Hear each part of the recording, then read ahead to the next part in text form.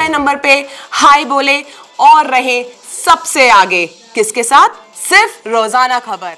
नमस्कार, रोजाना खबर में आप सभी का हार्दिक स्वागत है। मैं हूं भास्कर विभूति। लगातार जिस तरीके से सेंट्रल मार्केट को लेकर, सुप्रीम कोर्ट के आदेश को लेकर, आवास विकास को लेकर लगातार हम खबरें दिखा रहे हैं और एक के बाद एक परतें खुल भी रही हैं।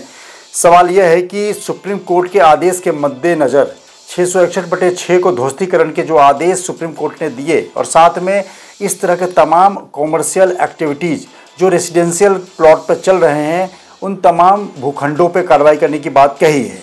पर्टिकुलर आदेश 661/6 का है और साथ में ये भी कहा है कि जिनके रीजन में, जिन इंजीनियर, जिन अभियंताओं के रीजन में, जिन अधिकारियों के रीजन में ये निर्माण हुए हैं उनके विरुद्ध कार्रवाई की जाए। तो आवास विकास ने पहले 139 लोगों की लिस्ट तैयार की जिसमें 4 मृतक शामिल थे, उनको माइनस किया। फिर नौचंदी थाने को जो रिपोर्ट दी उसके तुरंत बाद 4 दिन बाद ही 53 मतलब 139 139 से घटाकर इंजीनियरों की संख्या 53 कर दी और साथ ही 53 जो लिस्ट दी गई है उसमें 3 लोगों को मृतक बताया गया, जबकि सच्चाई जो सूत्रों से मिली है एक ज़्यादा है, मतलब एक और इंजीनियर इस दुनिया में नहीं है। सवाल यह है कि जिस तरीके से पूर्व अभियंताओं के खिलाफ आवास विकास के मौजूदा सुपरिटेंडेंट इंजीनियर और एग्जीक्यूटिव इंजीनियर की टीम ने नौचंदी थाने को जो रिपोर्ट दी है, पहले 139 फिर बाद में 53, उन तमाम लोगों में गुस्सा है जो पूर्व अभियंता हैं। उन्होंने भी अधीक्षण अभियंता जोनल आयुक्त मेरठ को एक एप्लीकेशन दिया है, जो एप्लीकेशन की कॉपी रोजाना खबर के पास मौजूद है। उसमें उन्होंने साफ कहा है कि 2017 में भी आवास विकास ने 8 अधिकारियों पर कार्रवाई का आवेदन नौचंदी थाने को दिया था, तब भी कुछ नहीं हुआ था और इस बार पहले 139 फिर 4 दिन बाद घटाकर 53 कर दिया गया। यानी कहीं न कहीं इसमें पिक एंड चूज की नीति अपनाई जा रही है। पूर्व अभियंताओं की जो सूची जो है, जो इनको 50-60 अभियंताओं ने इस पर साइन किए हैं, आप देख पा रहे होंगे, उसमें से सभी अभियंताओं का या इंजीनियर्स का, अभियंताओं का ये कहना है कि 139 लोगों की लिस्ट को 4 दिन बाद घटाकर 53 कर दिया गया। इससे साफ होता है कि यह संदिग्ध है, कहीं कुछ समायोजन करके। आप समझ रहे हैं मैं क्या कहना चाह रहा हूं। इन्होंने साफ साफ लिखा है कि सूची में से वर्तमान में कुछ नामों को परिवर्तन करने का प्रयास जारी है। इससे कार्रवाई पूर्ण रूप से संदिग्ध प्रतीत होती है, पिक एंड चूज की, यानी कि जो ऑब्लाइज कर देता है या जो है उसको नाम हटा दिया जाता है। ऐसा पूर्व अभियंताओं के सूत्रों के हवाले जो खबर मिली है। परिषद द्वारा की गई कार्रवाई में जिन अभियंताओं के नाम दर्ज हो चुके हैं, जो सेवानिवृत्त हैं, इन अभियंताओं के खिलाफ कार्रवाई की बात की। हालांकि नौचंदी थाने अभी मामला दर्ज नहीं किया है। और साथ ही एक चीज़ और बता दूं कि पूर्व अभियंताओं ने जिन 53 लोगों में 4 लोग एक्सपायर कर चुके हैं, जो 49 या 49-50 हैं, उन तमाम लोगों का कहना यह है, हमारी सबसे बात हुई है, ज़्यादातर लोगों से बात हुई, उनका कहना यह है कि आप पूर्व वाले को क्यों देखते हो। जो मौजूदा अधिकारी बैठे हैं उनके रीजन में भी सेंट्रल मार्केट में, शास्त्री नगर में, जागृति विहार में अवैध निर्माण की बाढ़ आई हुई है।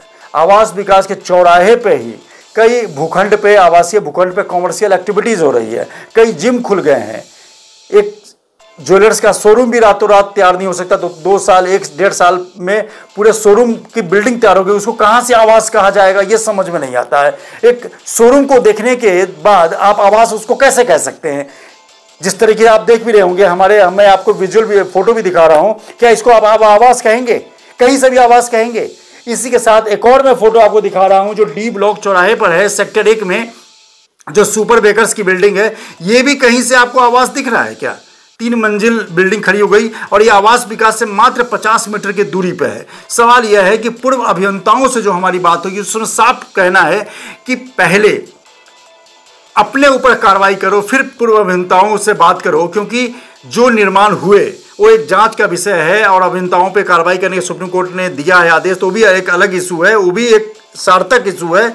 लेकिन जिन अभियंताओं की मौजूदगी में, सुपरिटेंडेंट इंजीनियर, एग्जीक्यूटिव इंजीनियर्स की टीम की मौजूदगी में ये सारे निर्माण हो रहे हैं या हो चुके हैं, जो 3-3 फ्लोर तक कॉमर्शियल एक्टिविटी, 3-3 फ्लोर ढलाई हो गई, और रातों रात तो हो नहीं सकते। 1 से 1.5 साल तो लगता है 3 मंजिल तक। अब ये शोरूम की बिल्डिंग है, इसको भी आप देख सकते हैं 3-4 मंजिल, जैसा सूत्रों के हवाले से खबर मिली कि इसमें बेसमेंट भी है। सवाल ये है कि आखिर आप जिसके घर शीशे के हों वो दूसरे पत्थर नहीं फेंका करते। पूर्व अभियंताओं के एक रिटायर्ड एग्जीक्यूटिव इंजीनियर अनौपचारिक बातचीत में उन्होंने कहा है कि हमारे पास अभी पूरी सूची तैयार हो रही है कि इन अधिकारियों के रीजन में 1 साल में 1.5 साल में सेंटर मार्केट, जागृति विहार और शास्त्री नगर में जितने रेसिडेंशियल भूखंड पे अवैध निर्माण हुए हैं, कॉमर्शियल निर्माण हुए हैं, उन सबकी सूची फोटो के साथ तैयार करके लखनऊ आवास कमिश्नर, अपर सचिव, मुख्यमंत्री को भेजी जाएगी। उसके बाद ये बताया जाएगा कि अवैध निर्माण तो रुका नहीं, ये लोग सुप्रीम कोर्ट के आदेश के अनुसार पूर्व अभियंताओं पर कार्रवाई तो कर रहे हैं, लेकिन मौजूदा अभियंताओं पर कार्रवाई कब होगी, सोचिए, आपका भी सोचना काम। रोजाना खबर रखें सब पे नजर। लाइक करें, शेयर करें, सब्सक्राइब करें। Like, share, subscribe